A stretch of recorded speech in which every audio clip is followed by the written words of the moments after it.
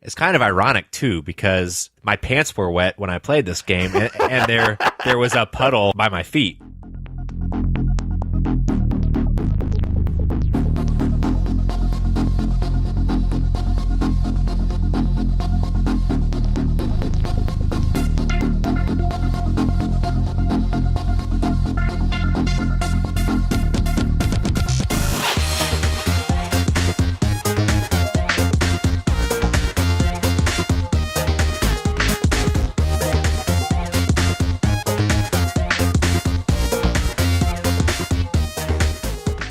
Welcome to episode 226 of the Nerds You're Looking For podcast. We're a weekly nerd culture podcast that discusses nerddom through various segments. You can find us at thenerdspodcast.com and can follow us on Instagram and Twitter through our handle at the Nerds Podcast. If you'd like to reach us directly, including sending us suggestions for our nerd favorite segment at the end of the episode, you can email us at thenerdsyou'relooking4@gmail.com.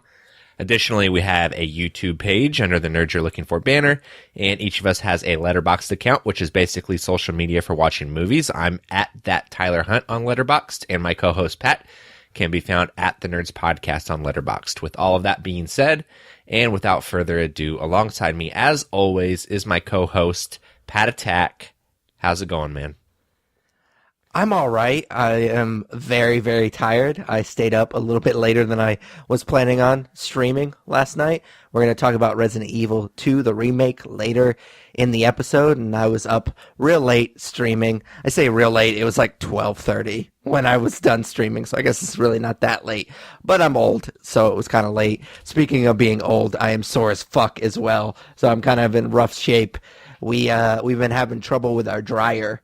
So I was up and down the attic ladder, which Tyler knows this firsthand. I have a crippling fear of heights, and that extends to just like tiny ladders. Like we have a ranch style house, and so the only stairs that we have is this ladder going into our attic, and it's only one story. And I was, I believe I said to my wife as I was going up the ladder, the first time I said, I regret every decision that led me to this moment. Yeah, it's funny that your attic is the epitome of both of our biggest fears. So with you, it's heights. With me, it's that I will never forget that you found a snake in your attic and the Christmas stuff. So it was actually our garage. Oh, I thought that your attic was in your garage. It is, but I mean, I don't think a snake's going to be up in my attic. I don't know how a snake would get up there because we have literally never gone up there until yesterday. Either way, your house is a house of horrors. Yeah. Yeah, and so my legs are like super sore because I had to like bend over because we've been having trouble with the dryer, so we had to clean out the vent, and so that was a nice like 6 hours when it should have been like an hour because me and my wife don't know what the fuck we're doing. Yeah, I mean, I wouldn't even know where to begin with that. So yeah, I am not handy. Yeah, it was an interesting day yesterday, and I'm in kind of a rough shape, so I'm going to be a little bitch about it on the podcast. We wouldn't know it any other way, man. Like, and I think that that's the epitome of you getting old, too, is like, yeah, I had to go up and down a ladder a few times, and now I'm really sore.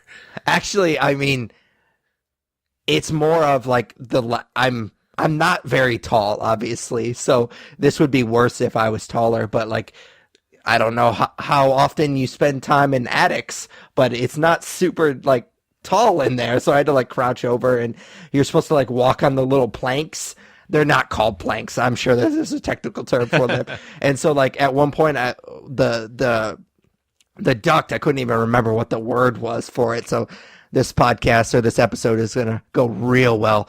But the duct is like near one of this. I don't know what the technical term is of it, but basically the little slits for the roof. And so I was like ducking the whole time and like crouching. And so my legs were like on fire by the time I was done. But it was mostly because I'm out of shape and I'm old. I mean, lucky for your wife, I'm sure you were just a peach through all of it. Oh, so. Yeah, for sure. Literally, when I said the thing about regretting my decisions, she's like, but even like us getting married? And I was like, I stand by what I said. That doesn't surprise me. Yeah, so I was a total bitch. Your wife is a saint, man. She must have she's so awesome. A lot of patience. Yeah. Oh, yeah. I don't know why she puts up with it. Maybe because I got a big old dick. All right. You can cut that out. I'd be okay if you cut that out. Nope. I'm gonna let it marinate, and Yeah, it's for gonna sure. be in there, and I'm not cutting it. All right, so we normally start off each episode by kind of just checking in with each other. We don't get to have these nerdy conversations as much as we used to, so we're just like kind of checking in with each other. It's basically whatever we watched, played, whatever, and we call it what we're into. So what are you into this week?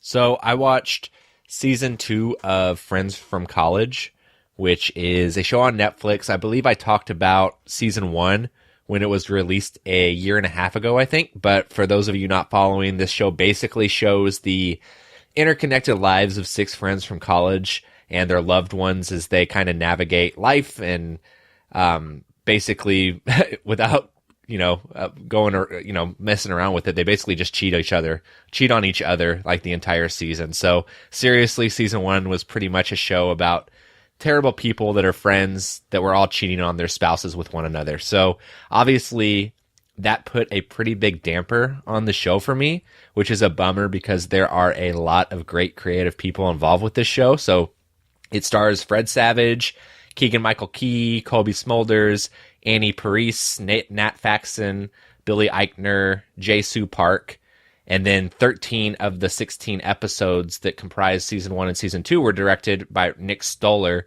who is also the creator of the show, who has directed some bigger comedies. I believe he directed the 2 most recent Muppet movies, so he's a guy that I like quite a bit. So with that being said, with all of that talent involved, I was pretty disappointed with the gross feeling season 1 left with me. But, however, I was pretty much laid up this week with some restrictions for my recent eye surgery we've talked about. So I ended up watching season 2, which was recently released, I think, this month, and I'm really glad I did it. So I don't want to say that there was a huge jump in quality, because I think season 1 was well made, except for some of those story points that felt a little gross. But season 2 started to really connect a lot of the dots and put these characters in situations where they were maybe not always the best people still, but they really dived into why they act the way they do and what their relationships honestly looked like to begin with. So, it's never okay to cheat, but this season added some needed context to the outcome of season 1. So you can definitely tell that they took their time with this season and grew a lot from season 1. I think they knew that they knew what they wanted to do with the first season, but they had to go through some trial and error to deliver season 2, which is extremely charming. So all of the actors are on point this season, and it's also legitimately laugh out loud funny almost every episode. So don't get me wrong, it's not like these characters all did a 180. They are still self-centered and they're still flawed, but where this show could linger in a state of depression, it uses these uncomfortable and sometimes sad moments and situations to be genuinely hilarious, which is a great way to resolve tension. I'm not going to get into a lot of specific plot points from this season, but I will say that if you were turned off by season 1 like I was, I strongly suggest that you give this season a chance. It's 8 30-minute episodes, so it's not a huge investment, and I guarantee you'll find it funny and charming. So I stayed away from this show after you had kind of trashed it a little bit after season 1. I hadn't heard a ton of good things about it after season 1, but there was so much talent involved, I was immediately intrigued. But then, of course, when season 1 came out, you had talked about it for what you were into, I believe, an episode around the same time that it was released on Netflix. And so I just stayed away from it. And I guess my wife watched it, which I didn't even catch that. Like, she must have watched it when I wasn't here recording or whatever. And so she started watching the second season. I caught an episode here and there, but I didn't really pay too much of attention to it. It doesn't look like my cup of tea. Yeah, that's surprising because there are a lot of actors in it that I know that you legitimately like from other things. So I think that if you gave it a shot, you'd probably find it charming. But if you didn't watch season 1, I don't know that I'd recommend you going back and binging all 16 episodes. Yeah, I'll probably just stay away from this one. Cool. So what are you into this week? Well, last week, Tyler brought up the trailer for Shockingly Wicked, or no, Extremely Wicked, Shockingly Evil, and the Fantabulous Emancipation of One Harley Quinn, whatever that stupid fucking film is called. I wrote that joke down, and I still fumbled through it. Yeah, that's disappointing, man. Yeah, I thought it was a solid joke. Like, I was happy when I wrote it, and then I just fucking stuttered through the rest of it, which shouldn't surprise anybody that's been listening to this podcast for very long. But I actually hadn't seen the trailer when Tyler brought it up last episode. But of course, as I've always said, when I'm posting stuff to the blog, I always have to include like links in the trailers and stuff that we talk about. And so I generally find myself watching them if I hadn't already seen them before. And I will say that I completely agree 100% with everything that Tyler said about them kind of romanticizing Bundy in that trailer. It was very weird, and I've seen other people complain about it, especially the music choice. I thought was kind of weird.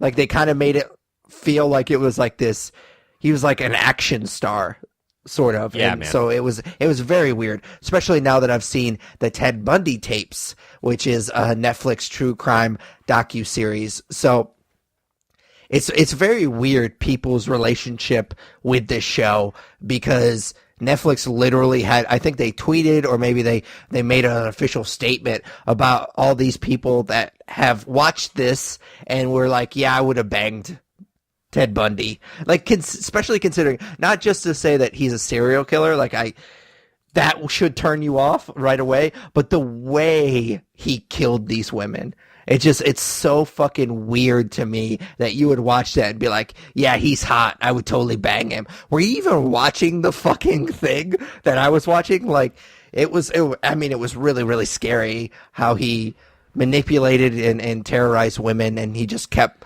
doing it, and like he just had that dark force, or whatever you want to call it, and he just felt compelled to keep doing it. And the way that he did it, and he would like chop their heads off and shit, like, and then you would still be like, yeah, I would do him. That's just, it's so weird to me. I will say, I will give them credit as far as the full feature length film, the trailer. Zac Efron does kind of look like him. Like, I was surprised. Like, that was actually pretty good casting. There was a couple of times where my wife and I were watching the Netflix show, which I think I called the Ted Bundy Files when we were talking about it. So I was pretty close, but it's actually called the Ted Bundy Tapes. And where we were kind of just sitting there, and we were like, man, he does kind of look like him. There was a couple of parts where he had his hair like a little bit longer, and Zac Efron in the trailer does really look like him. So that was interesting to me. I thought that was interesting casting. Hopefully the trailer is not a reflection of how the movie is, because I think that's going to turn a lot of people away. I will say that I did not know this, but I read something that it was actually the movie, the Zac Efron movie, because I'm not going to say the stupid title again, and the docu-series was directed by the same person. Did you know that? No, I didn't. That is interesting.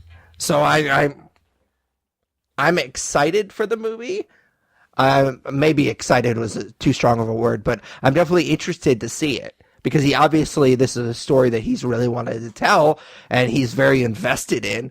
So I'm really intrigued to how that's going to go. I know that he has been outspoken about some of the controversy with the trailer and how it was framed, and I'm definitely intrigued to see it, because it's always nice to see a movie that you can tell that the director is fully invested in. So, as far as the Ted Bundy Tapes is concerned, that's what I'm really into. I am a huge fan of true crime docs. I've talked to quite a lot about quite a few of them. So, it seemed to me the idea of this show and the hook of this show was it was going to be Bundy talking about Bundy. So, Bundy on Bundy. I mean, it's called the Ted Bundy Tapes. It's about these interviews that he participated in right before he was about to get executed. And the big thing about, and you'll find this out really early in the show, is that he still wasn't ready to confess to these crimes. And they finally kind of tricked him into talking in the third person. Kind of, my impression was that he was kind of talking like, if I did do these things that they're accusing me of doing, this is how I would do them. So he couldn't incriminate himself, but he was basically telling his story in that way. So I thought that was a pretty smart thing that the interviewers did.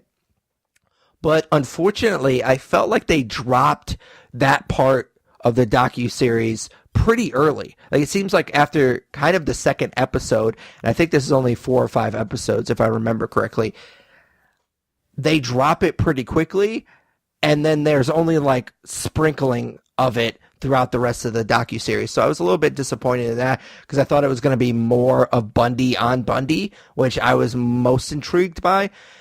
It's kind of your typical generic docuseries after that, which, I mean, it's not necessarily a bad thing. I like the genre, like I said, but I was just kind of hoping for a little bit more of him talking about him. It was still really interesting, so don't get me wrong, I still enjoyed it. I thought it was kind of crazy to see how easy it was for him to escape capture. The dude fucking escaped jail twice, and you would never see that here. Like, the first time, not to spoil a ton, but I mean, it's fairly early on in the show, he literally just jumped out a window of a courthouse and he was gone for like weeks. And the only reason he came back was because he was fucking cold and hungry, essentially. And then he escapes again. Like, just imagine nowadays in 2018, or no, it's 2019 now, somebody escaping prison twice. That's crazy to me. So I think that was probably the most interesting part of it for me.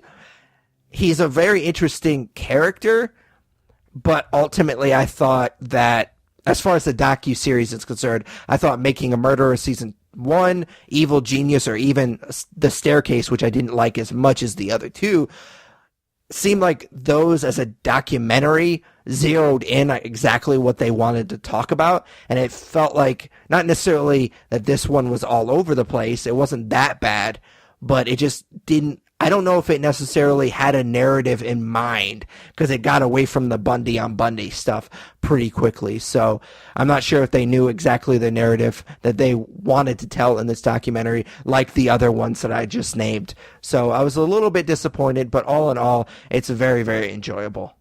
Yeah. I mean, I touched on it briefly last week whenever we talked about the trailer for the movie and kind of the controversy around the trailer, which I'm not even going to try to remember what that movie's called.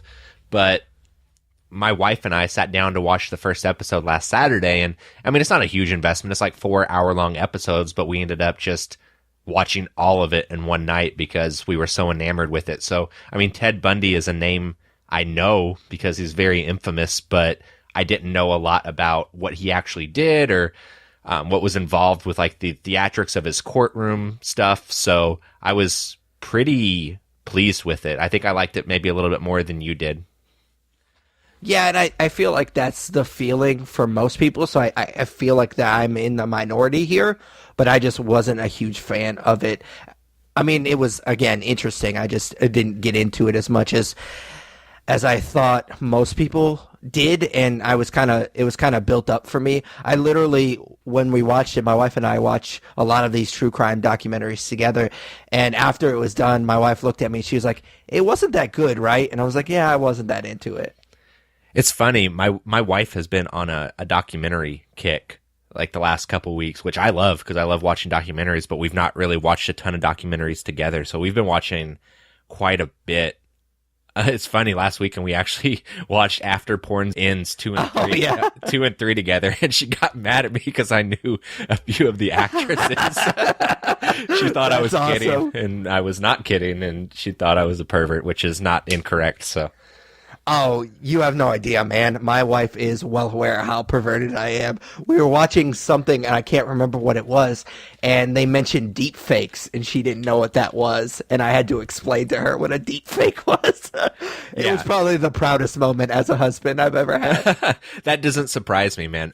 So for those of our listeners that don't realize that my wife and Pat's wife grew up together in rural southern Indiana, so about 45 minutes outside of Evansville, which is where we all lived and where we all met. But you know, Evansville's not a great place, and it's not. It's like you call it. What do you call it? Like a fake big city?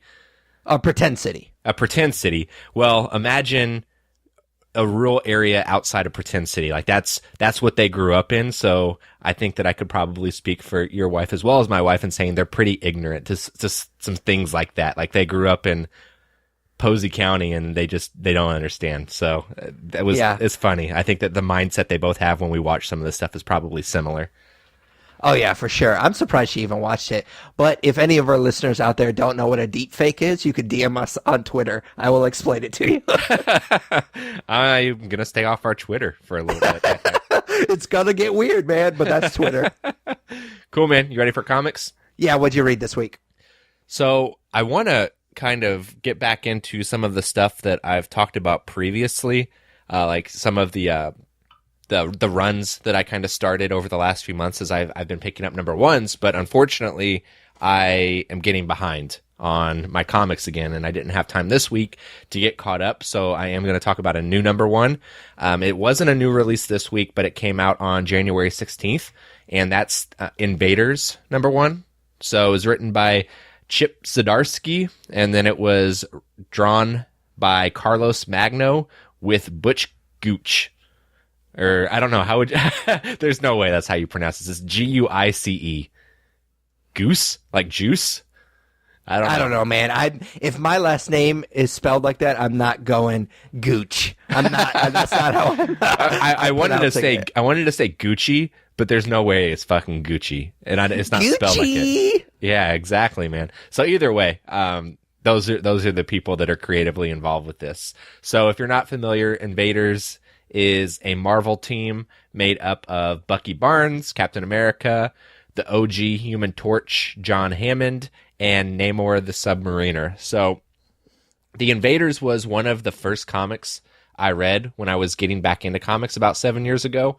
I started, of course, with the New 52 run of Batman and was just reading that book month to month, but then I started to add more books in, and I wanted to read something Marvel, of course. So the relaunch of Invaders had just come out, so I think it was the second book I added to my rotation at the time, and I eventually fell away from that series, and I believe it was canceled around issue 30 or so, but I still remember that run somewhat fondly. So when I was kind of scurrying around this week to find something to read, this book obviously stood out a little bit to me. So I didn't honestly have high expectations for it, and I will say going into this somewhat of a review that it exceeded any expectations I did have. So I walked away from it liking it a lot more than I thought I would. Instead of this being a stereotypical team-up book, this comic is basically exploring why Namor the Submariner has been acting irrational lately in the comics. So it shifts between flashbacks and the present and looks at his mindset during World War II compared to where he's at now as he plots a potential war with the surface world. So if this sounds very familiar, it's because it is very close to some of the stuff that happens in the Aquaman movie. There's even one scene in the book that is very reminiscent of King Orm going to other sea leaders to join his fight against the surface world. So it was definitely hard to get those comparisons out of my head when reading this, but I still thought it was interesting. And what makes it interesting is that there seems to be a missing link between Namor, the hero, and Namor, the trending villain. So the Human Torch, Cap, and Bucky look to be investigating that mystery in this series. So the first issue is definitely a setup for a bigger investigation, and there are some clues and cliffhangers that are really well done. So I'm pretty curious to see where the story goes. The one thing that I will say about the book that I didn't really like is the art. So it wasn't bad, but it's one of those situations where they tried to do less is more, and so some panels lack detail, and that's opposite of what I look for in my comic books. I appreciate more detail. So with that being said, I read this book to basically fill a void for the week, and I may actually keep up with it going forward because it did kind of loop me in and kind of grab me the way that you want an issue one to do. Yeah, as soon as you talked about the Invaders, like you mentioned that you started reading it, I was instantly intrigued just because I am I don't want to say pretty big fan of Namor, but I do appreciate the character a lot more than Aquaman. I don't know which one came first, but they're clearly kind of the DC equivalent to Neymar or vice versa. I don't know who came first. My guess would probably be Aquaman if I had to shoot a guess. So maybe it was Marvel's complement to DC's Aquaman. I don't know, but I've always found Neymar to be more of an interesting character because he does have that anti-hero dynamic to him. He's a very angry character, and sometimes he can be a villain and sometimes he can be a hero. So I do get very intrigued by his character, and I was actually really excited. One of the things I was excited about, among the other things, when Fox was buying, or Disney was buying Fox, was like, oh, maybe we'll get a Submariner movie. But then I looked, and apparently this like one of the only things that Universal owns is Neymar, which is a weird thing. They probably got it for like $1 because who the fuck cares about Neymar? Yeah, no, that's a good call. So I did a quick Google search, and it looks like there's no easy answer to which one came first. I think technically Namor was published first in 1939, and then Aquaman came out in 1941. But we both know how much characters change over a run, so it's hard to say like how much they were influenced by one another. But at this point, they are pretty much identical. And they're both kings of the seas. And obviously, like you said, I think Namor has like that villainous side to him, which is prevalent in this comic, but it's kind of crazy. And I think you could point at a lot of Marvel and DC characters that are very similar like that. Oh, yeah, for sure. And it kind of makes sense if you think about it. Like, they were the big companies at the time. They were trying to carve out this thing that people didn't really take seriously, and so they can kind of do crazy stuff, but they were trying to compete with one another at the same time. So if there was a character that was doing well on one, obviously they were going to do something similar. You can see that in Swamp Thing versus Man Thing, and I can't remember which one came first. I want to say it was Swamp Thing that came first, maybe Man Thing. I don't remember. I think it was actually Man Thing. Yeah, I don't remember which one is which, but there's so many examples of that in Marvel and DC. I'm sure that, you have Daredevil and Batman. I feel like are somewhat, well, I guess they're not that similar, but yeah, there's a lot of that in comics. So, yeah. Yeah. So what'd you read? So I read Buffy the Vampire Slayer. Which I laughed. That's good that you can't even say it without laughing. It's not a bad show. My wife's a big fan of it, and I'll get into that here in a second. But before I do that, before I get sidetracked, it was written by Jordi Belair, and the art was done by Dan Mora. If I just jump into the comic, then I'm going to forget to do that. So I did want to give them a shout out. This is put out by Boom Studios, which I appreciate because they do all of the Planet of the Apes stuff. They also did the Coheed Cambria comic as well, the comic that goes along with their music. So I am a fan of that publisher. So like I said, my wife's a huge fan of Buffy. She kind of watches the show very similar to how I watch The Office. The Office is kind of like my go-to background noise, and she does the same thing with Buffy. She's seen it probably 20 times, I think, start to finish. At least it seems like it. And I think she's seen Angel from start to finish a couple of times as well, which if you're not aware, Angel is the spin-off of Buffy. So when we first started dating, I actually bought her the first few seasons on DVD, which just tells you how long I've been with my wife, because TV on DVD was still a thing when we first started dating. So I bought her the first couple of seasons of Buffy on DVD, and I think it was when I went home for break, because it was when I was still in college. She let me borrow the first couple of seasons, so I think I've seen the first 4 seasons of Buffy the Vampire Slayer. And so when I saw it, that this book had come out and they were kind of relaunching the comic, because I know that it was a comic, I want to say on Dark Horse for a long time. I don't remember, but I know there's been some comic adaptations before. And so I decided I would give this book a chance. And I will say, first off, that the artwork, I thought they did a really good job. The characters look a lot like the actors and actresses in the show, which makes sense. And I think that if they went a different route, that a lot of people would be disappointed.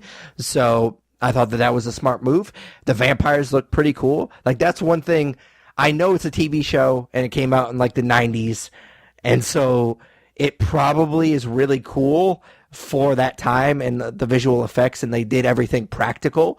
Well, they did the vampires makeup and prosthetics practical. Not everything's practical in that show, and some of the visual effects are pretty silly. But I mean, it probably looks pretty cool, but it's very, very dated. And I think that's actually one of the things that my wife likes about the show is it's kind of campy and fun.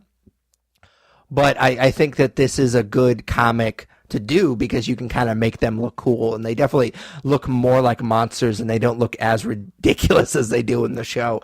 So I was pretty impressed with that. Unfortunately, the story is pretty generic. I wasn't that impressed with how Buffy meets Xander and Willow, who are big characters in the show. And it was really weird because, like, she saves them from a vampire, which is a pretty cool part in the book. And then to, like, thank her, they invite her to just, like, hang out with them, which is... They're like losers, so it's not like this like awesome prize that you get to hang out with them. But in the course of them hanging out, they of course have a lot of questions because she stabbed somebody and that person turned to ash. And so there's a lot of questions and she immediately doesn't like try to make up a story. She's like, oh, that guy was a vampire. I kill vampires. I'm the Slayer. And they kind of like laugh at her, but then the very next page they were all in. And I was just like, that's kind of silly. Like, I guess, I mean, it's a book and they're trying to get to the point, and I get that that's not the point of this book. And they just want Xander, Willow, and Buffy to be together. But it was pretty stupid the way that they kind of got to that point. They felt like they rushed it a little bit, and that was a little bit disappointing. That being said, I did think that they did Buffy really well. It didn't occur to me, and like I said, I've seen the first couple of seasons of this show, but it never occurred to me while I was watching the show that Buffy's kind of like the female Peter Parker, the way that she is this badass that has these superpowers, but she's very sarcastic and she likes to crack jokes and stuff like that. Some of it's pretty corny because it was the 90s and it's very dated, but in this book, they kind of nailed that, so I definitely appreciate that. I think that there's some really cool Easter eggs for some of the hardcore fans that I'm not included in that, but I was able to pick up on some of that. Like, they talk about, like, witches at one point, and if you're not familiar with the show, in the later seasons, Willow becomes a witch. Like, she learns all of that stuff, and she becomes a witch. So that was kind of a cool nod to the show as well. So I think if you're a hardcore fan, you probably would have appreciated this book a lot more than I did. I'm not going to keep reading it because, like I said, it was a pretty cookie-cutter story. Yeah, I've always been intrigued by Buffy, but never intrigued enough to actually dive into the show or anything. So... I mean, is it something that I could eventually watch one day? Sure, but I think the longer I wait, the more it won't resonate because at this point that show is, 20 years old? Something like that. So I don't know if I'll ever get into it or not, but I've always been curious about it for sure. Like, I think it'd be something I could dig. It's weird because I feel like I've watched the show. Because I watched the first couple of seasons, but there's like 10 seasons, and then there's a spin-off with Angel, and I've seen a few episodes of that. But because my wife watches it so much, and obviously I live with my wife, like every once in a while I'll come in and I'll kind of watch an episode with her. And so I've seen the first like 3 or 4 seasons, and then I just have watched random episodes, and she watches it so much that I've kind of picked up on a lot of the stuff that happens after the seasons after I stopped watching it. So it feels like I've watched this show.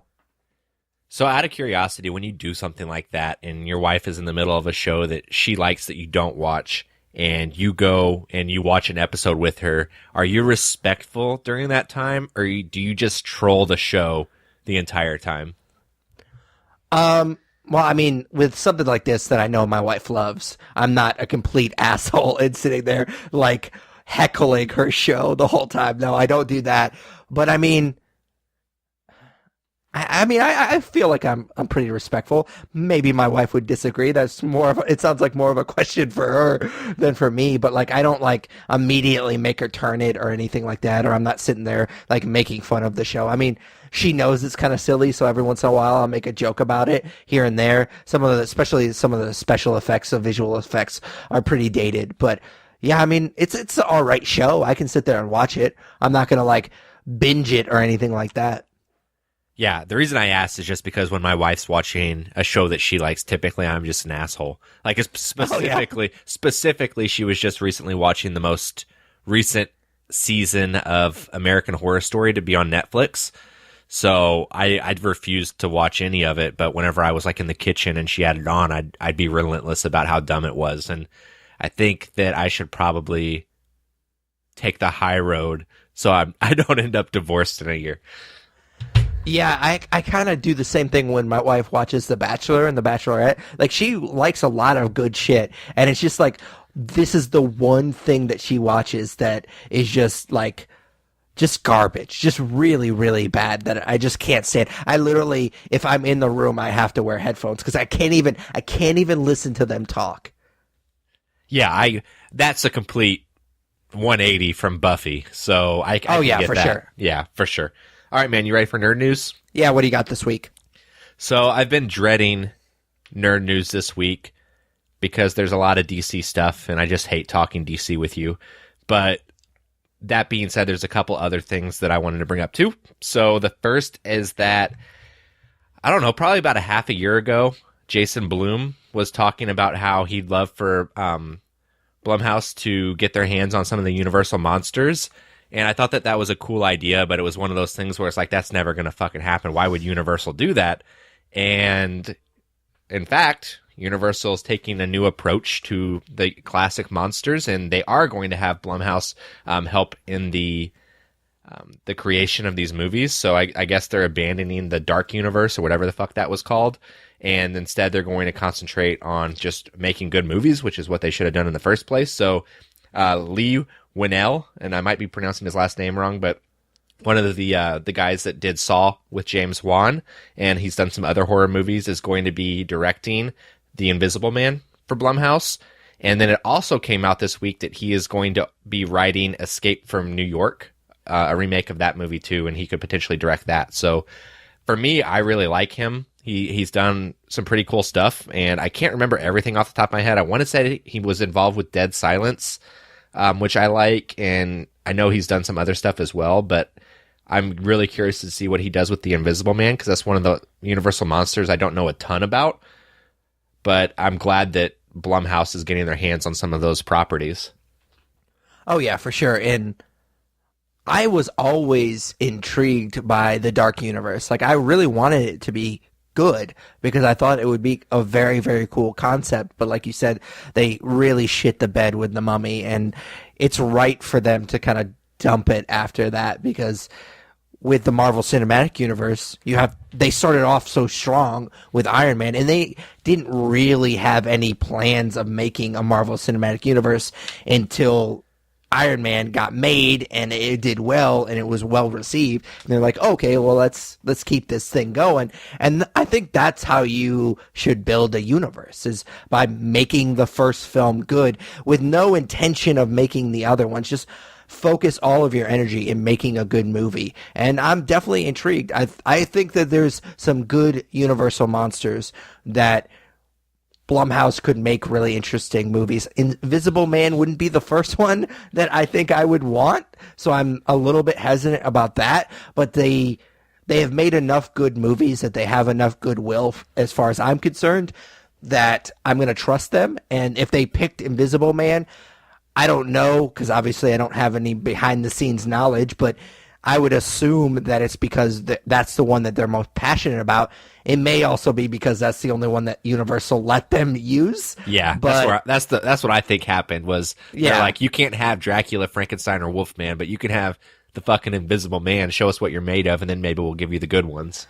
Yeah, but I mean, if I had my pick, it would probably, I would love to see a Blumhouse really cool I almost said Wolverine, a Wolfman movie. Like, I love werewolf movies. I almost said Wolverine again. God damn it. But I'm very sleepy. But, yeah, I mean, there's not enough of those movies, good werewolf movies. Like, it's really hard to find a really good werewolf movie. I don't know if Blumhouse would necessarily want to do a werewolf movie because they're a little bit more expensive, and that's kind of their thing, is making these cheap horror movies. But I would love to see them try one. So just to go back on what I was saying earlier, so this guy, he's been involved with writing a lot of the movies that James Wan directed horror-wise. Like, so he wrote, the first couple Insidious movies. He wrote some of the Saw movies. He wrote Dead Silence. As far as directing goes, he only has 2 credits. So the first one is Insidious Chapter 3, which, I never saw any of those movies, and I know you could take or leave them as well. But he did Upgrade last year, which I still need to see, but I heard it's really, really cool. Yeah, I heard it's really great. And I believe you said it was really great whenever you talked about it on the podcast. So, yeah, I'm excited for him. I think that he's a talented guy. Yeah, Upgrade was like one of my 22 or whatever best favorite movies of 2018. It just never it didn't make the cut as far as an honorable mention, but it was really, really cool. Something that we kind of glossed over that I want to touch on because I am a fan I'm a fan of that particular movie. The sequel not so much, is Escape from New York. Is a really cool movie. It's super campy and it's very, very ridiculous, but it's really fun. Escape from LA, not good. Do not watch it. I thought maybe I would like it because I watched it a lot as a kid because I was a stupid kid and I didn't really have the taste of movies like I do now. I just didn't understand why that movie was bad. But I watched it again as an adult a few years ago, and it's really, really fucking bad. It does not stack up to the original. But the first one, Escape from New York, is really cool. And I don't know if it's one of those movies that I think you can remake, but I'm definitely intrigued because I'm a fan of the original. Yeah, I love Escape from New York as well. I've never seen Escape from LA for the exact reason you said. I've always heard it's terrible, so I will steer clear. It is really, really bad. Cool. So that being said, I do have one story that's not DC related that I'll save for last, but I'll go ahead and get the DC stuff out of the way because it seemed to be a somewhat big week for DC announcing some stuff. So the first is that they released I don't know what you'd call it. I guess maybe a teaser or maybe something to kick off filming of Birds of Prey. So it was a quick, obviously you saw Harley Quinn's new get up, and then it was a quick snapshot of the other characters involved with this movie. And we could talk about what we want to here. I don't know if you even watched it, but I did. I did not. So you didn't miss anything because it's a very quick flash of each of the characters, but obviously there are news sites that kind of pulled out pictures from each flash to show what the characters are going to look like. And I'm a little more, to say that I wasn't nervous for this movie would be silly. Of course, DC doesn't have an amazing track record, so anytime they announce something, especially what could be a cool movie with cool characters, you get nervous about it. And what makes me nervous is the characters I'm most excited to see in this movie are, of course, Huntress and Black Canary, which we don't see great looks at them. But then Black Mask, who's being played by Ewan McGregor, and Victor Zsasz is in this movie as well, and I forget the actor's name that's playing him. And the 2 glances you get of both of them, they don't look... You couldn't tell that they were these comic characters. So Ewan McGregor is basically... Of course, I'm sure he has a black mask in the movie. That being said, this shot of him, he looks like a gangster he has these yellow tinted sunglasses on. He almost looks like a gangster from the 70s or 80s. And Victor Zsasz, he's not bald, and I couldn't see any scars. So I'm a little nervous that, because we've talked about with the Netflix Marvel shows and with some other things, you just got to embrace the comics at this point because other studios and other movies have done that, and I worry that they're not going to do that with this movie. So like I said, I didn't see it, so I can't comment on how I feel about what the characters look like, but when you were describing what Black Mask looked like, it kind of sounded like a lot of people have made a comparison, Jared Leto's Joker kind of looked like the Hot Topic Joker, and what you just described, I had the immediate oh shit, they just did this exact same thing with Black Mask, which I didn't particularly like Arkham Origins as much as I liked the other games. It felt rehashed from Arkham City, but I really enjoyed the Black Mask stuff, and I was kind of hoping that they would pull a lot of that stuff from that game for this movie. Yeah, I doubt it, but I'm curious to see. Obviously there's a female director involved. I don't know her name, so I think that that's great. I think because this movie is going to obviously focus on all of the female characters, and male characters are villains. But that being said, when you have such an amazing like selection of villains and like this with these storied backstories from comics, like I just don't get why you don't embrace the comic bookiness of it all. So again, we're going off of like a 15-second teaser here, so I'm sure, and they're just now started filming, so I'm sure that a lot of stuff can come to fruition for this movie over the next year, but I am not super impressed with the little bit we saw. So I know we're going to probably talk about it here in a little bit, but, and I know I shit on DC a lot, but I do kind of, I don't want to say like that's even too strong of a word for me with the DCEU, but I am intrigued that they're kind of going to more of the, hey, we're not really doing a connected universe thing anymore, and we're just trying to make good movies, like we said with the Dark Universe, with Universal Monsters. I would definitely be intrigued to see if that's going to come to fruition, just see if they're, because it seems like they don't really care about that kind of stuff anymore, and they're kind of throwing that out the window and just focusing more on making good movies, which I am definitely a fan of. Yeah, absolutely.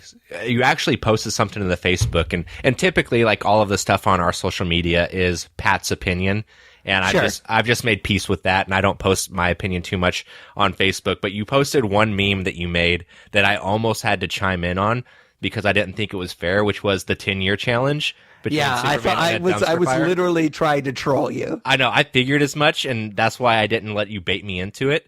But Aquaman just made like $1 trillion. So I don't know. I don't know that that's fair.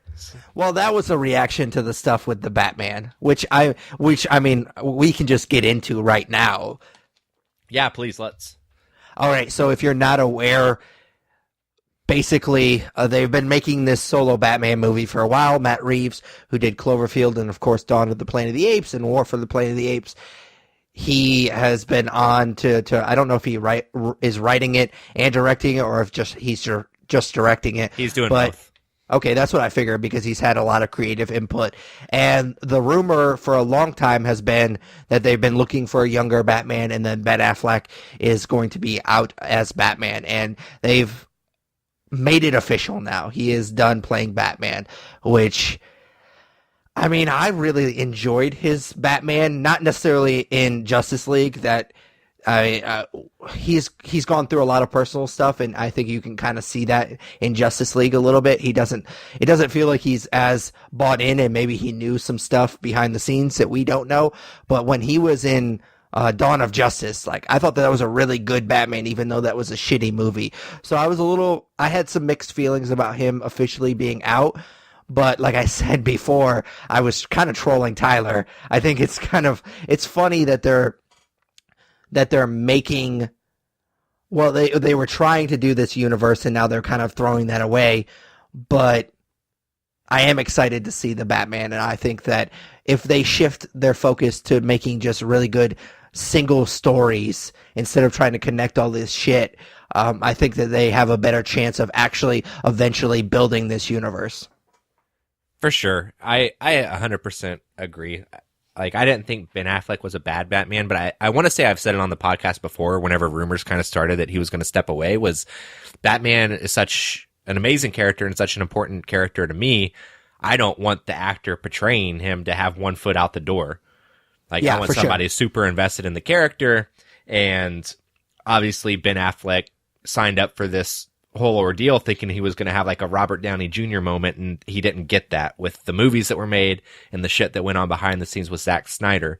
So with that being said, you have Matt Reeves, who's a very talented filmmaker, who's making a movie that he said in interviews recently is going to more so look at the detective side of Batman, which we haven't really seen before. So I'm all for them going with some young up-and-comer that can invest in the character, for a few movies and be a thread between some of these other films. Because as much as you want to talk about it, like Birds of Prey, it shouldn't be a Batman movie, and they shouldn't be trying to build this universe, but these are all Batman characters, so I don't see how you can do a movie like that without a mention of the character. So we'll see if that happens, but I'm excited. So that being said, the last thing from DC that I had was that it sounds like James Gunn is going to direct Suicide Squad, which he, of course, was hired to write. And it sounds like it is going to be a relaunch with new characters compared to it being a sequel to David Ayer's mess. So I'm curious to see what characters James Gunn wants to use, but obviously I have the most faith in the world in that guy after what he did with the Guardians of the Galaxy. So I'm curious almost if he'll go with more unknown characters or not, but that's a good hire, obviously. Oh yeah, for sure. He took a property that no one really cared that much about. No one even knew that they pretty much existed before he took them and made them what they are, and now everybody loves those characters, and that's all James Gunn. And I think the Suicide Squad is a perfect fit for a guy like that. He does a lot of horror movies as well, like he's definitely a big fan of that, and not that the Suicide Squad is necessarily a horror franchise by any means, but I mean, they're definitely anti-heroes, and so a guy like that has some horror background to him, I think can do that really well, and he's done a superhero-esque movie other than Guardians of the Galaxy, of course, and Super, which is an interesting movie, to say the least. And so I think he definitely has the tools to make this really interesting. I would be surprised if they don't include Harley Quinn, though. Yeah, I feel like that's the thing with Suicide Squad is you can just pull villains and obscure villains together, but there are like certain characters in the comics that are pretty consistent, and Harley's one of them. Deadshot is another. So again, I'm curious what route he goes, but apparently they also offered him a Superman movie, and he turned it down to make the Suicide Squad movie that he's been working on. So I thought that was interesting as well. I mean, it makes sense. Well, I mean, not the Superman thing, but it makes sense that they would try to offer him everything. Like, if I was them, I would literally be like, you're our Kevin Feige, build our universe. Yeah, I mean, they should just give him the keys to the car. For sure. And that's the thing that I have been kind of shouting from the rooftops for a long time, is they just don't have that guy. And even to the point, I think it was a Fat Man on Batman or whatever that podcast is called, where they talked about this, where Warner Brothers doesn't even have, like, they don't even really hire a writer for some of these movies. It's like they ask for spec scripts or whatever they're called, and they just pick the best one. And sometimes they even like pull things from other scripts and kind of cut and paste it together. At least that's what I've heard. So I obviously don't have any behind the scenes knowledge of it. And so like even that process is weird. And so I've just said for a long time that they just need to go the Marvel route and have somebody overseeing everything. Well, that's the same problem that Sony had, and why they turned to Marvel. For sure. They had Amy Pascal running everything, and she doesn't seem like knows dick about Spider-Man, so they get Kevin Feige bought into it, and they have this partnership, and it's the same thing. Like these big studios, it'd be like the same thing as if Bob Iger was making decisions about the Marvel Cinematic Universe because he's the CEO of Disney. It's like, no, you hire somebody to oversee it. So I 100% agree. Let's see. Yeah. So last story, video game story to kind of head into our video game review, but I thought it was interesting. So Super Smash Bros. Ultimate has become the fastest selling Nintendo game of all time. So it's sold over 12 million copies in the 2 months it's been out. Yeah, that's interesting. I wouldn't think that it would be that game, but I guess if you think about it a little bit, it does make sense because there's so many franchises they have for so many years. I mean, most of our childhood is made up by those characters that Nintendo has. You have Pokemon, you have Zelda, you have Mario, and all these other great characters that are in this game, and they have all of them. Like, that was the big thing, and they have a really cool story mode. I haven't played the game myself just because there was other things that had come out. Like, I was still playing Pokemon, Red Dead Redemption, of course, Resident Evil 2, which we're going to talk about here in a little bit.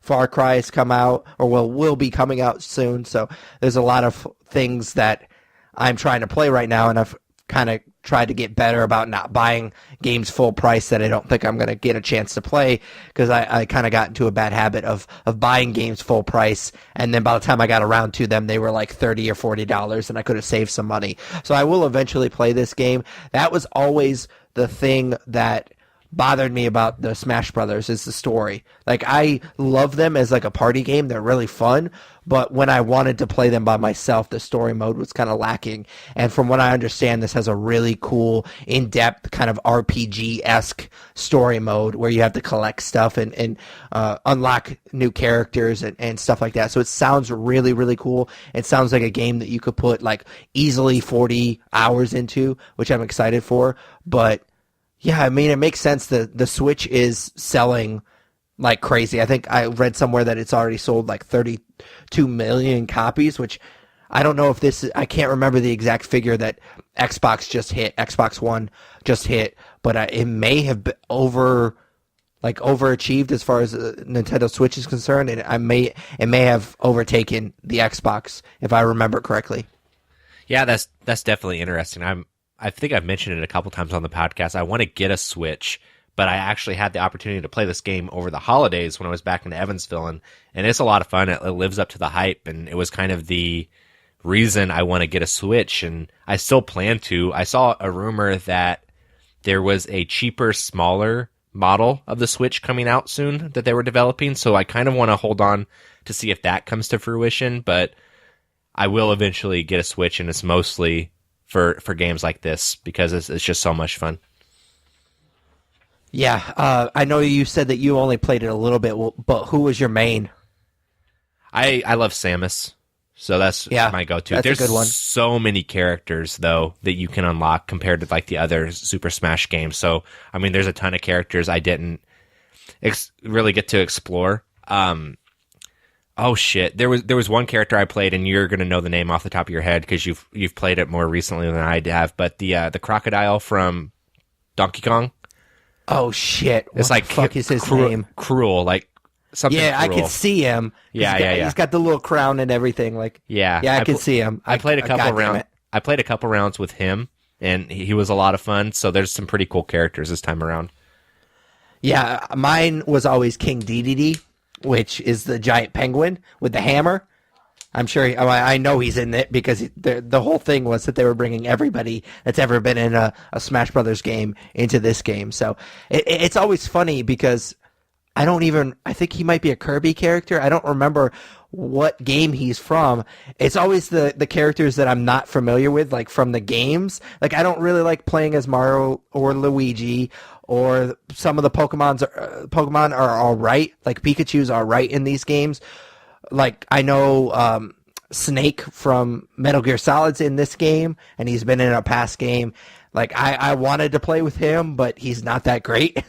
And so it's like the characters that I'm really familiar with, that I love, are generally not the characters that I play with in these types of games. Gotcha. All right, man. That's all I have for nerd news. All right, so like we said, we are going to talk about the remake of Resident Evil 2 that came out, I think, last Friday. So, it's been like a week and a half, I think, at this point. So, like I said, this is a remake of the PlayStation 1 98 classic. It was released in 98, that's what I meant. So it follows Claire and Leon as they go to the Raccoon City police station during the early stages of the zombie apocalypse. So I think we talked about this on a recent episode of the podcast, but neither one of us have played this game when it was originally released. I think I've probably shared this story before, but I rented the first one when it came out, and I couldn't get the tank controls right. I think the controls were like inverted, and I couldn't figure out how to change them, and so I got really frustrated. I think after a couple hours of playing, or at least attempting to play the game, I returned it because I was like, fuck this, like, this is ridiculous. And I really never got into the franchise because of that, because I'm kind of a completionist. So when the second one came out, I was like, well, I never played the first one, so I kind of just gave up on the entire franchise. So I will admit, and this just kind of shows you how, like, away from the franchise than I am like out of touch with the franchise is I was confused when they first announced this. Like, why wouldn't they remake the first one before they remade the second one? But apparently I've read that they actually did remake the first one already. Like, that's a thing that has already happened. They remade it for the GameCube, I think, and then they remastered it for the current generation. They remastered that remake for the current generation. So that's how out of touch I am with this franchise. That being said, I did see some gameplay. I mean, of course, on E3 most recently, I think, or maybe it was 2 years ago, they first announced this. That was a big deal. And then I saw gameplay on YouTube and such, people that got the demo and got the game early, and it looked really, really good. So I was a little bit late on my pre-order because I think I didn't pre-order until like the Wednesday before it came out. So I didn't get it exactly the day that it came out. So I didn't actually start playing this until I started streaming it on Tuesday. So I'm a little bit behind, but I was definitely intrigued and excited to play this game for the first time.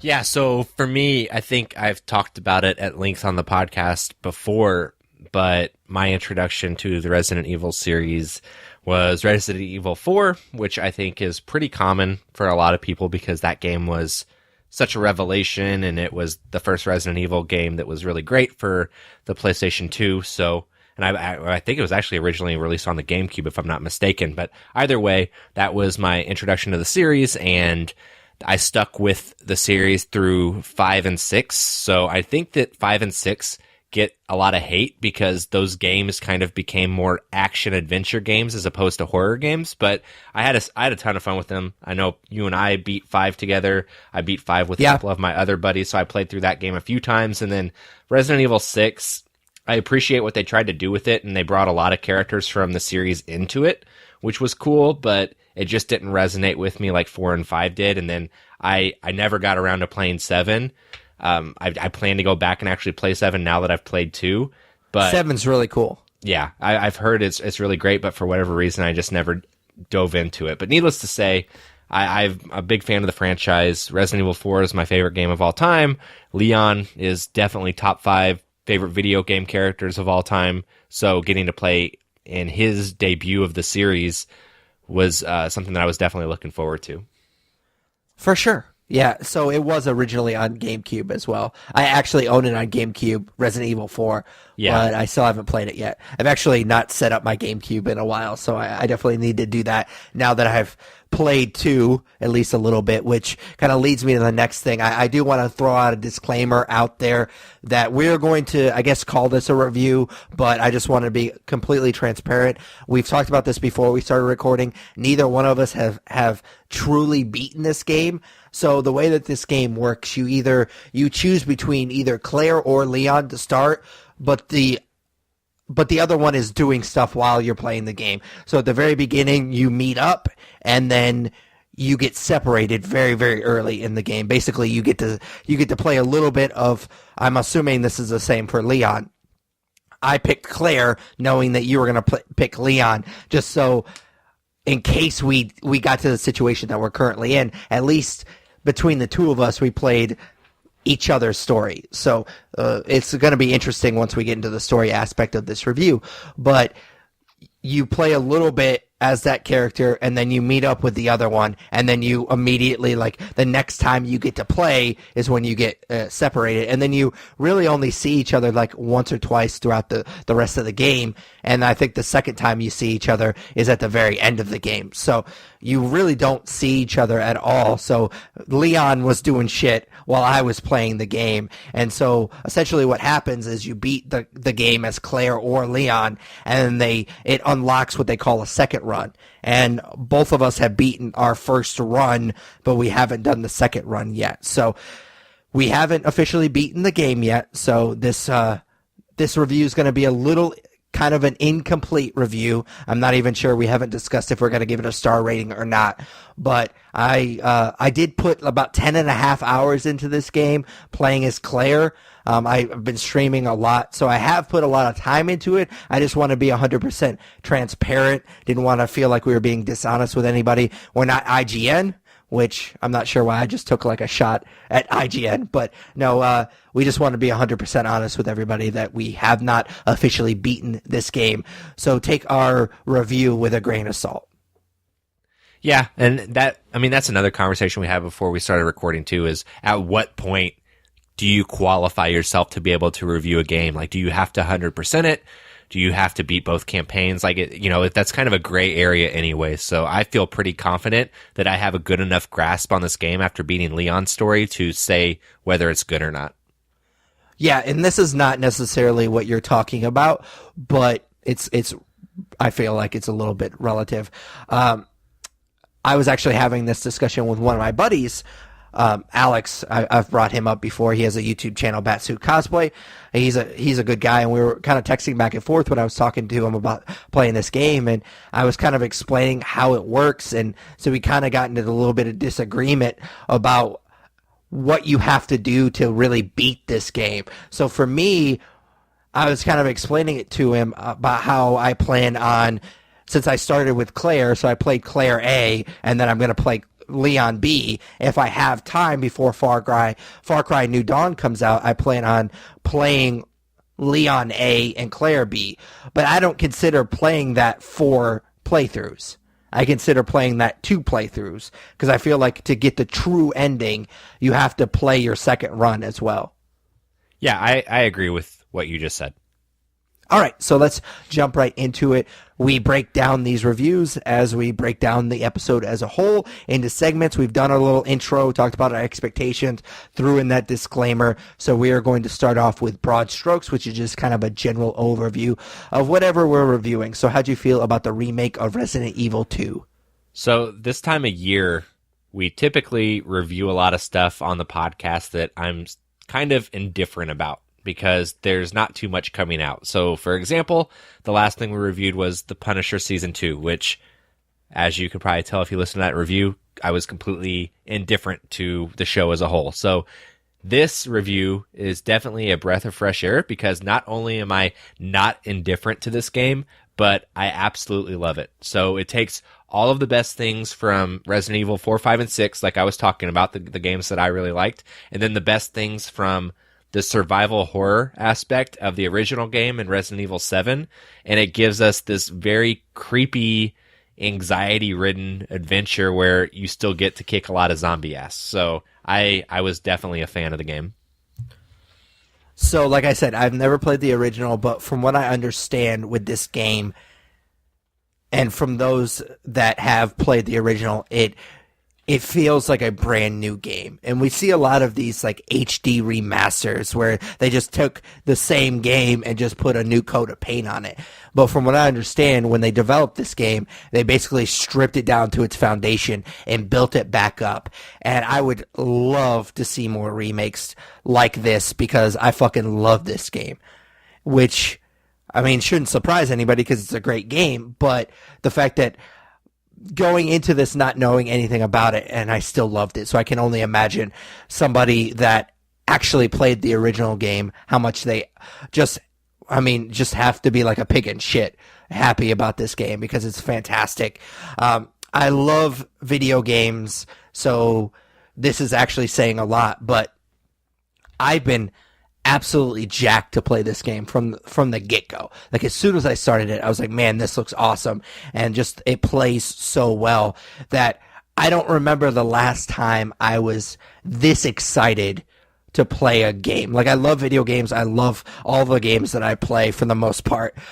But I don't remember the last time that I was sitting at work, like, almost counting the minutes until I got to go home and play this game again. That's how into it I was, and that's why I think I will eventually, if I have time, go and replay Leon A and Claire B, because I'm all in on this game. It was a lot of fun. I was just kind of itching to play this game every day. Like, you could just tell by the amount of time that I spent streaming. Like, I normally take a day off on Wednesday. I streamed on Wednesday. I do my Facebook Live film review on Friday, so I usually don't stream, but I literally got off of Facebook, set my computer up, and like 20 minutes later, I was streaming this game again, and I streamed it for almost 4 hours last night as well.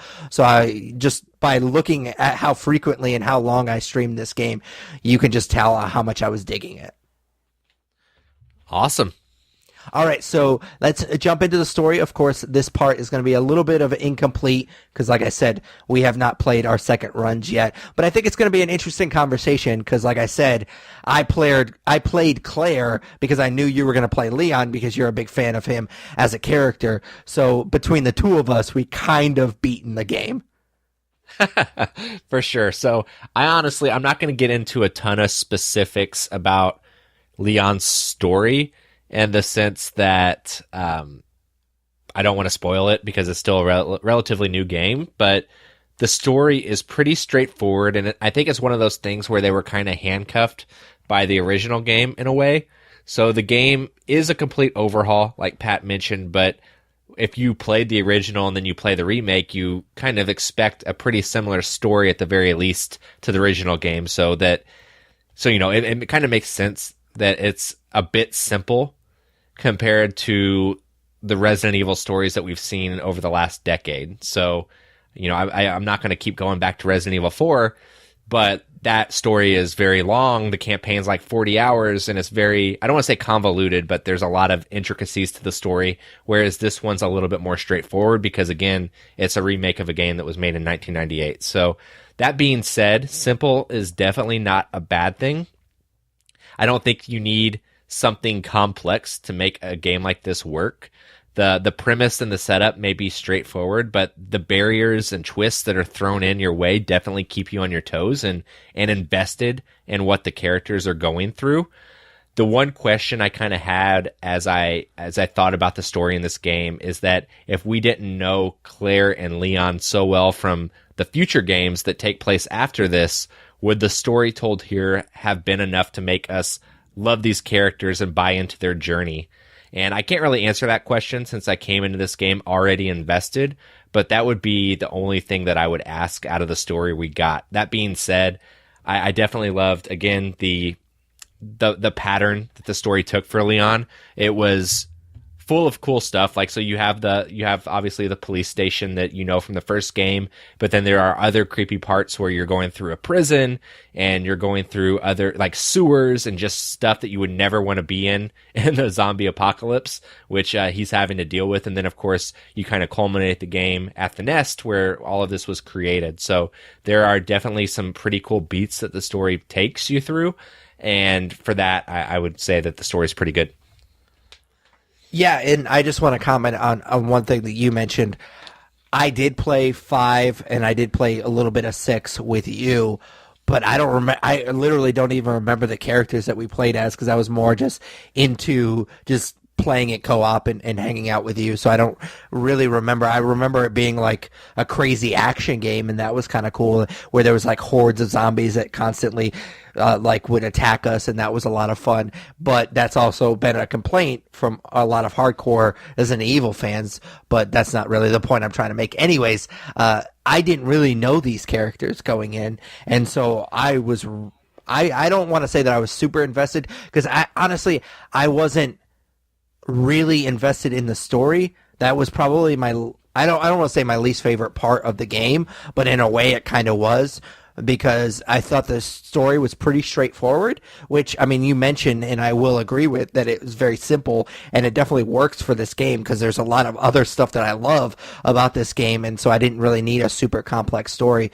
But I did feel myself getting a little emotional with Claire towards the end of the game, so I guess coming into this game as completely fresh and not being invested in the characters, it still works on that level. So as far as my story, like I said, I played as Claire to kind of mix it up a little bit with what you were playing. And we talked a little bit off recording on some of the differences, and it sounds like there is quite a few. It sounds like there's a particular character that I have to fight several times that you only have to fight like once or twice, and then you have to fight a different character then I kind of had to mess with for a little bit, but not the whole game. I was under the impression that a particular character, which I guess, I mean, I'm going to talk about him later, so I'll just say it's Mr. X. You see it in the trailer, so I don't think that's too big of a spoiler. But I thought he was going to be a bigger part of my story, and it sounds like he might be a bigger part of Leon's story, so I'll just leave it at that. So there are some differences. Like, I have to go to the orphanage. You don't ever have to do that, and I guess you go to a prison instead. So I wasn't super invested in the story, but like I said, it's pretty simple. I will say that there's a couple of moments from the game that seem kind of ridiculous. Like, some of the puzzles are pretty silly because why the fuck did they build a police station as part of a museum?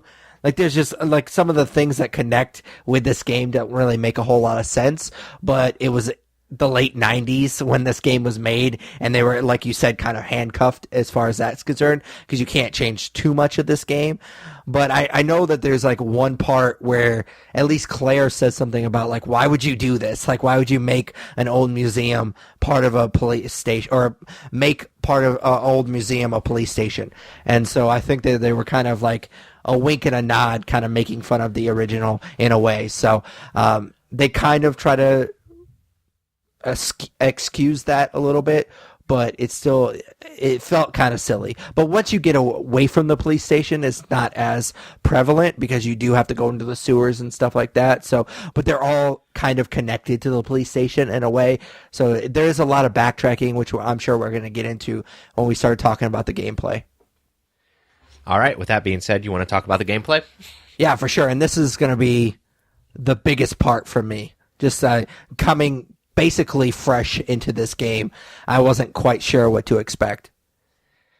Yeah, I mean, I would say me as well. I mean, you play a video game for the gameplay most of the time, and obviously the story is hugely important, but you could have an amazing story with shitty gameplay or vice versa. So I'd say they're both pretty important here. So the gameplay, I mean, the atmosphere in this game is amazing. Somehow they were able to take something old and make it new and exciting. It felt very contemporary in the way that you played through the game, but it was still able to instill a feeling of classic Resident Evil, which was amazing.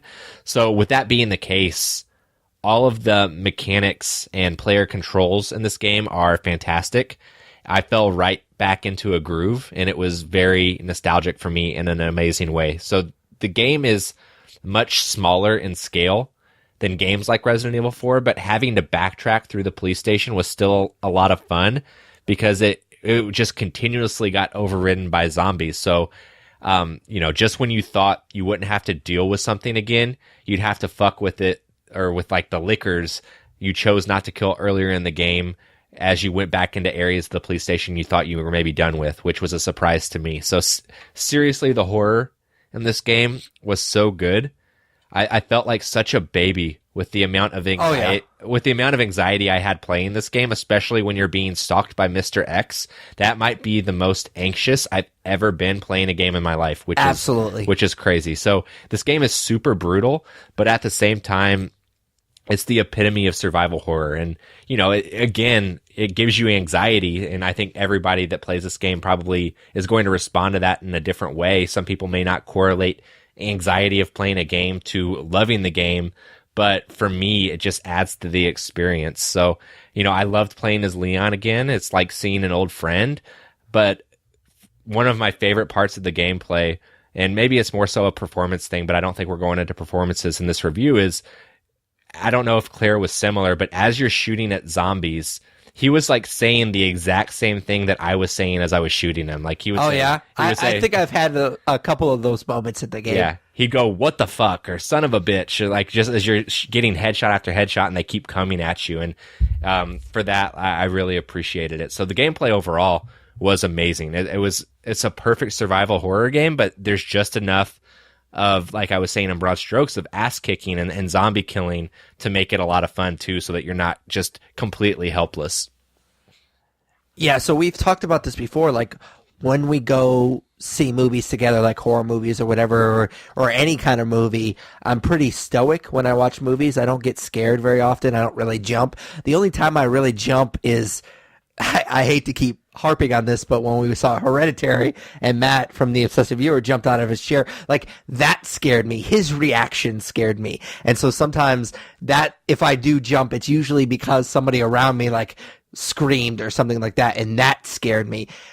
But I think it says a lot about the person that we are, or the people that we are, that we love this game, but it gave us like a ton of anxiety, but yet we still kept coming back and wanting to play it more and more. So maybe that tells you how fucked up we are as people. But I felt so much anxiety playing this game that I would stream it for a couple hours and it'd be like 6:30, 7 o'clock at night. And so I would come into the living room and I'm like, man, I need to do something to decompress. And so I would play Pokemon Let's Go, just like a cute little fun game that I don't really have to pay too much attention to because I've played a lot of those Pokemon games. It was just something fun to kind of just decompress from all the anxiety. But like I said, I loved it. Like, I loved playing this game. And again, it just kind of tells you the kind of fucked up person I am, that I wanted to keep doing that to myself. But I've heard, again, not to harp on this too much, but I've never played the original, but from what I understand, there was kind of like set camera angles in that game. And with this game, to modernize it, they gave you control over the camera. So there was some stuff that they had to change. And I think that they did a really good job of trying to basically change it up, I guess, for the hardcore players that had played the original, and trying to change some of the scares and stuff like that. But it really worked. Just everything that they put into this game, as far as the atmosphere, the tension, the sound design, all of the things that we talk about with a horror movie that has to be in there for us to really dig it and really kind of basically fear it, is in this game. Just, I mean, everything about it, like you could hear things walking around, you can hear them. Like there was a lot of times where I would go into a room and it would be completely dark and I would hear the zombie before I saw it. And so that can be super, super terrifying. Even with a camera that I can control, I was still having a hard time finding them. And you can hear the lickers, which I apologize. On my streams, I kept calling them clickers, which is a Last of Us thing. They're too similar. Like they're similar in the way that you have to play with them. Like you can sneak around both of them. And so I just kept saying clicker instead of licker. So I apologize for that. But those types of characters and those stupid fucking vine zombies that you see later in the greenhouse, which were super fucking annoying. Basically, I think you can only kill them if you set them on fire. Like I would kill them with the acid rounds, and then I would leave the room, and then they would be alive again. But then if I killed them with a flame round, they would burn up, and then they would be dead the next time. So I learned my lesson there. But like they keep changing it up. Like all games do that, but I feel like this game, because there's backtracking, like you said, they're in the middle of the zombie apocalypse. So there's going to be constantly zombies that go through. And if you do make that choice of killing one, you think, okay, well, next time I go into this room, I'm going to be safe. No, if you don't board up the windows too, there's going to be more that get in. Or if you decide not to kill the lickers, which a lot of times I did just because they pissed me off, they would still be there when you came back. And so if you're trying to clear the room, which is the one thing that I loved about this game, is when you look at the map, it's red if you've gotten everything, if you haven't gotten everything, and then it turns blue. So it was a really cool way of kind of checking that I didn't miss anything, because sometimes that could be really annoying in games like this, where you have to find a bunch of keys and stuff to do this and that. When you see that the room is blue, you're like, okay, I don't have to constantly like hump this wall as I walk by to see if there's anything that I can interact with. So I thought that was pretty cool. But every time that I thought that I was like, okay, I know what this game is, I know what's going to happen, I got a feel for this game, I'm starting to feel comfortable, they did something else, like Mr. X, where they threw that curveball at you and you never knew what was going to happen. They changed everything. Like with the I almost called them clickers twice. With the lickers, if you walk by them silently and slowly, they can't see you, so they can only hear you. So you could get by them and not have to kill them. But then when you have Mr. X chasing you, he's making a lot of noise and you have to get by him pretty quickly because he walks pretty quickly. So if you get into a room where there's a bunch of lickers that you decided not to kill earlier and he's chasing you, you don't have the luxury of just like creeping by them. And so the game just does such a great job of making you feel uncomfortable. And every time that you start to feel comfortable in this game, they're like, oh yeah, by the way, we're going to make this giant man that you can't kill follow you everywhere. Did you shoot off his hat for the achievement? I didn't know it was an achievement, but he got me stuck in a hallway.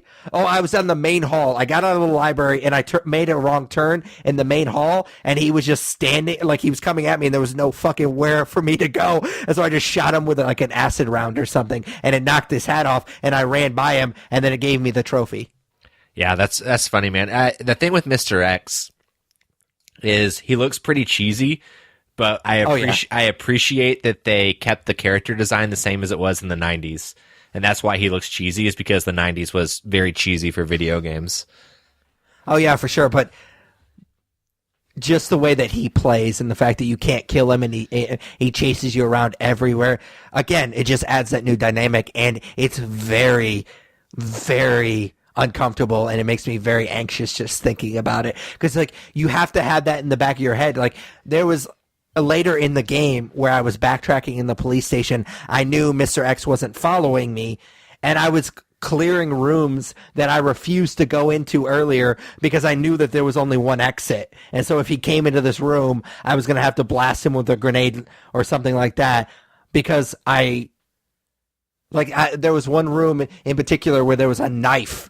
And I was just like, nope, I'm not going in that room to get that knife, even though I want that knife, because there's only one exit.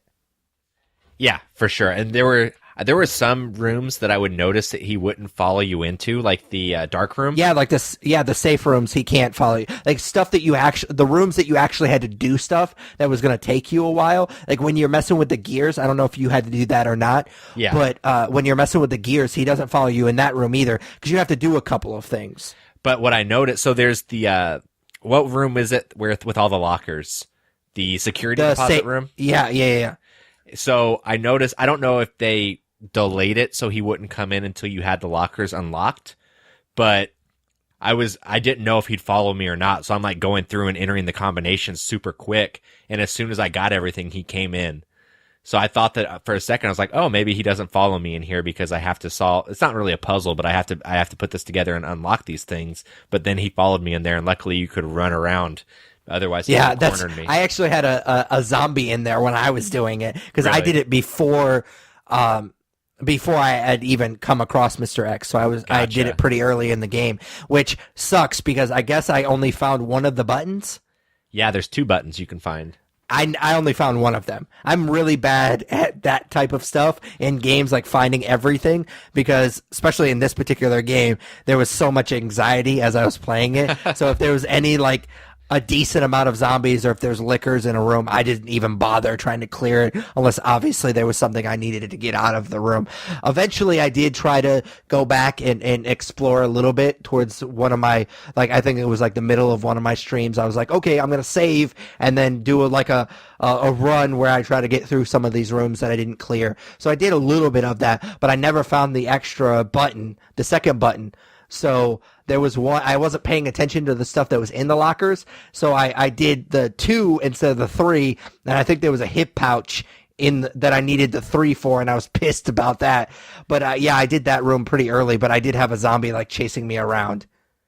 Yeah, for sure. I definitely get what you're saying. There's a lot to uncover in this game, and not all of it is necessary to win. I haven't watched any, but I know that people are doing speed runs of this game, and they're beating it in like an hour and a half, which blows my mind. Yeah, I mean, it kind of makes sense though, because there's so much that you pick up that you don't actually need. So I feel like if you just knew the game well enough, which is how you have to do speed runs, like there's so much that you could skip.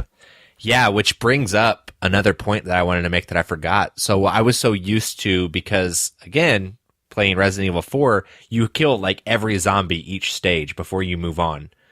Like, cause, you kill them and one of them has a key on them and it unlocks the next stage. So I was going into this game thinking you got to kill everybody, which you just can't do because you have to save ammo. You just don't have the ammo. Yeah, for sure. Yeah. And then that brings up a couple of other points before we move on from gameplay.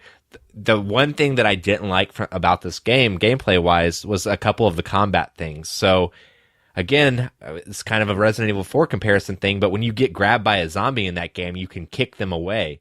And when you get grabbed by I didn't know that you couldn't do that. I was very irritated by that. Yeah, so I hated that, and I hated that the knives would break over time, and you would use a knife to stab somebody in the throat, and you couldn't get it back unless you killed them. So, again, I guess maybe hate's a strong word. I didn't hate it, but it just made the game harder, which I guess is the point. Yeah, I think if you made this game where you could just kick them, the game would be super easy. I don't know if... I was irritated at first, but then I started to think about it the more I played it, and there's just so many rooms that, especially early on in the game, where there'd be like one zombie. And if I could just, like, every time I got close to me, if I could just kick it, I could clear these rooms super easy. Because I'd just be running around a desk or whatever, and if he got close to me, I'd just give him a kick, knock him down to the ground or whatever, and then just go about my business. So it was really... it made the game a lot harder, and I don't know if I would have had as much anxiety and therefore would have not enjoyed it as much if I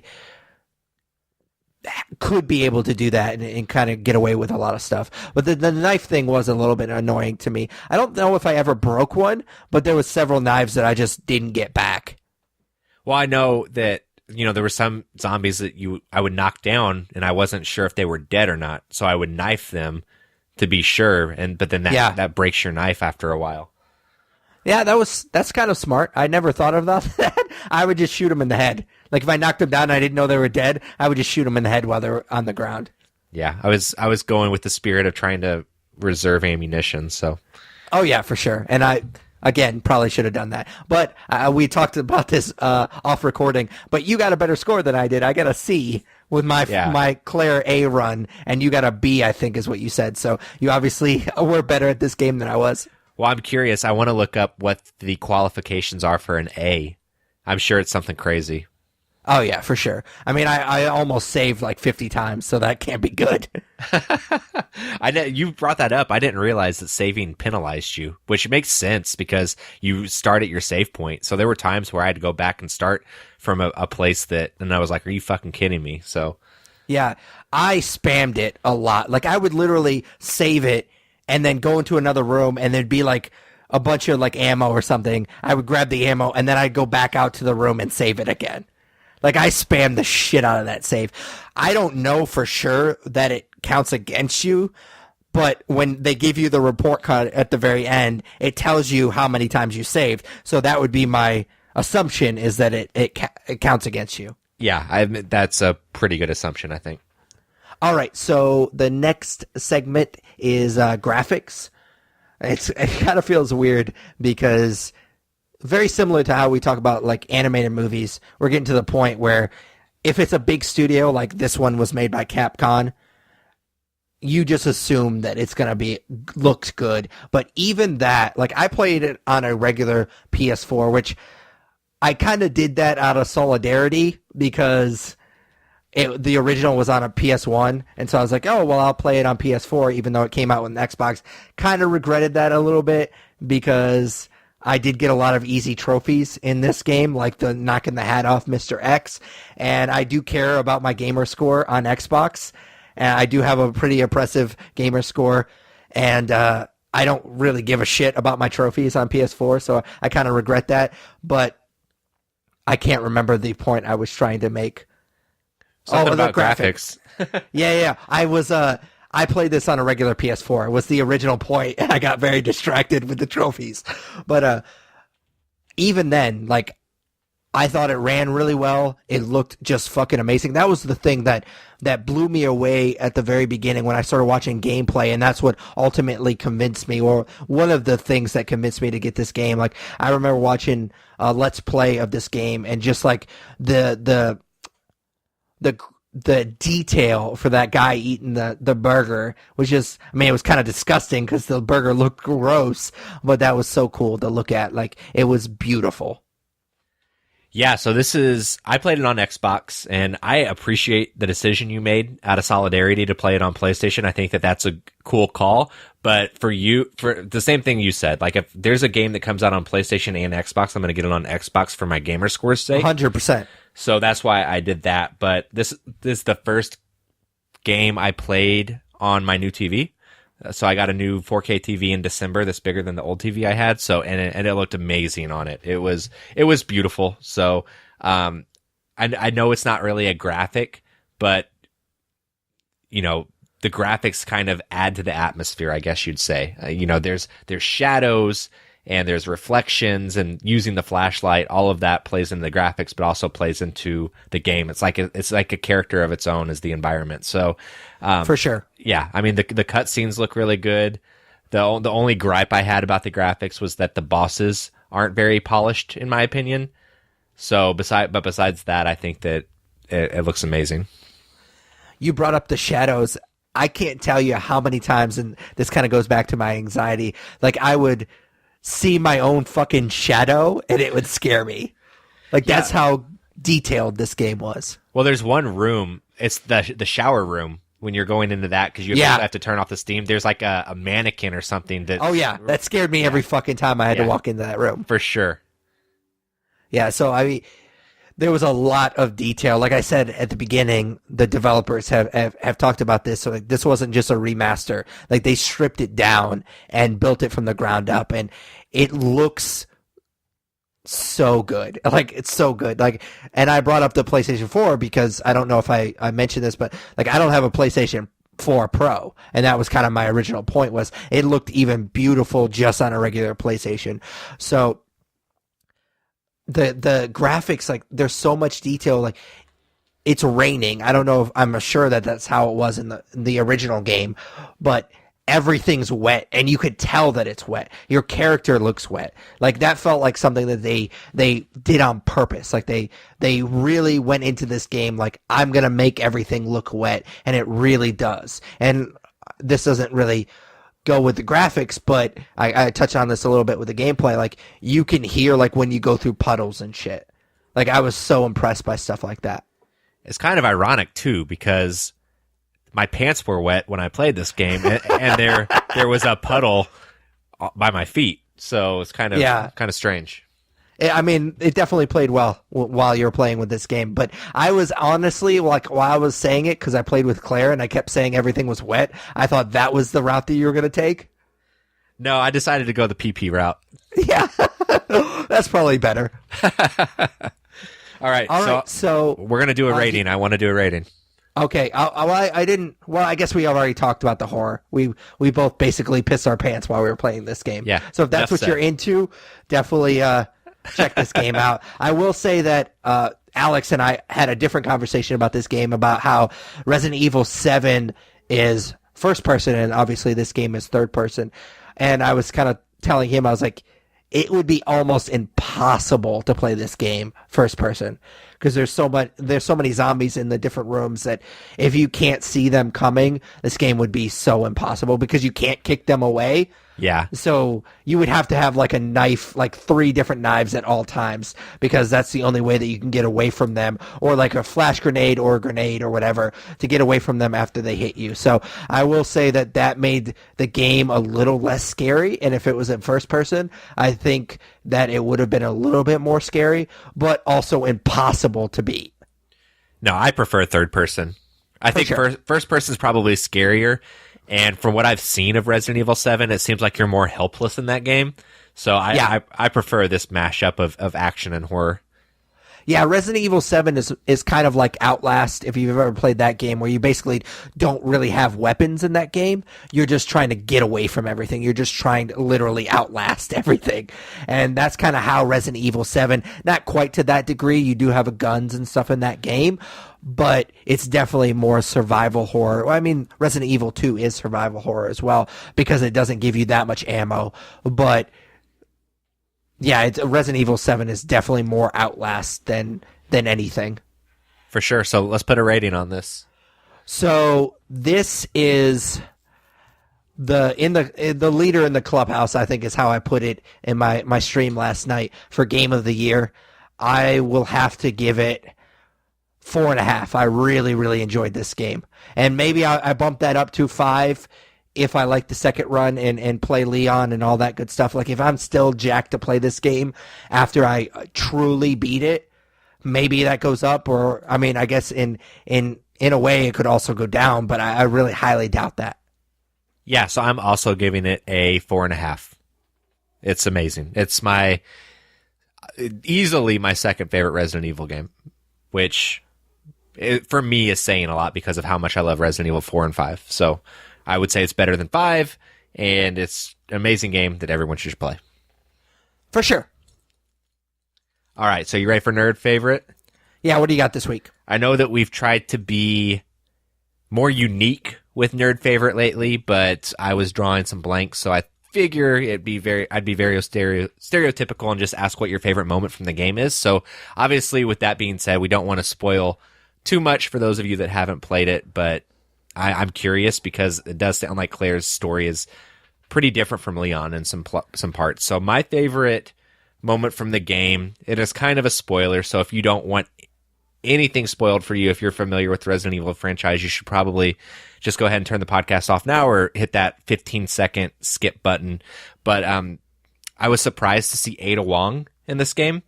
So again, for me, Resident Evil 4 being my favorite, like Ada Wong plays a big part in that story, and you actually get to play as her in Resident Evil 4 after you beat the game and see her side of the story. So I didn't realize that she was a character in Resident Evil 2, and that's where she made her debut. So when she pops up in a cutscene with Leon, I mentioned that whenever I play as Leon, it was like seeing an old friend. Like that was the icing on the cake then, was seeing her. It was just a lot of nostalgia from playing Resident Evil 4 that I really dug. So there was a couple of moments for me, and I can't, like I said, I haven't played that many of these games, so I couldn't really draw on that kind of stuff. There was a moment at the beginning of the game, and I mean, this is a remake of a really old game, so I don't know how much spoiler territory we can get into, but there's like a cop early in the game that kind of helps you out, and then he's really hurt, and so eventually, spoiler alert, it happens within like the first 2 hours of the game, he becomes a zombie, and so that's kind of an interesting moment. I didn't really feel that invested at that point in the story, so I won't use that as my official answer. I will say that, and I've talked about this a little bit, personally, I've had some stuff with my mom she passed away a few years ago, so that kind of broke a piece of my brain. So anytime that there's a mother and son relationship in this, or just a mother in a story, I kind of get a little emotional. And there's some stuff with the kid that you see in this game that Claire sees, because I don't think it's in Leon's story at all, and she kind of becomes her pseudo mother in the game because her mother's kind of a bitch in the game. So that kind of got me, and so that was kind of my favorite part. That's when I started to really get invested with Claire and her story. What I will say about this game and about the Claire character is I watched some of your stream and saw some cutscenes with Claire, and I think that honestly, as much as I love Leon, I think that Claire is a more developed character in this game. Like she has she has mannerisms and the things that she says, and I don't know, I really liked what I saw, so I'm excited to go back and play with her. For sure. It was, obviously a great time. I gave this game 4.5 stars, so I really enjoyed it. Awesome, man. All right, so that is it for episode 226 of the Nerds You're Looking For podcast. Of course, we hope that you enjoyed it. If you did, subscribe, rate, review us on iTunes, Stitcher Radio, basically any good podcast you use, we're on it. Also, check out our website, thenerdspodcast.com. Comment and subscribe to our YouTube channel. Follow us on Twitter and Instagram. They're both at the Nerds Podcast. Like us on Facebook, which of course I started doing my Facebook Friday live reviews, which next week will be What Men Want, which I am not looking forward to, but that's the second installment of my Rotten Tomatoes film draft punishment. So we'll see how that goes. For a little bit longer, you can follow us on Google Plus, but I don't know if you know this, Tyler, but that is going away. I saw that. Yeah. So if you want to check out our Google Plus page, you can do that for the next couple of weeks. But after that, we won't have to say that thing anymore because it's going away. But you can also email us at thenerdsyou'relooking4@gmail.com. And before it goes away, vote for us for Podcast of the Month at podcastland.com. For Patrick Coon, Tyler Hunt. we are the nerds you're looking for. Take it easy, nerds. Later, guys.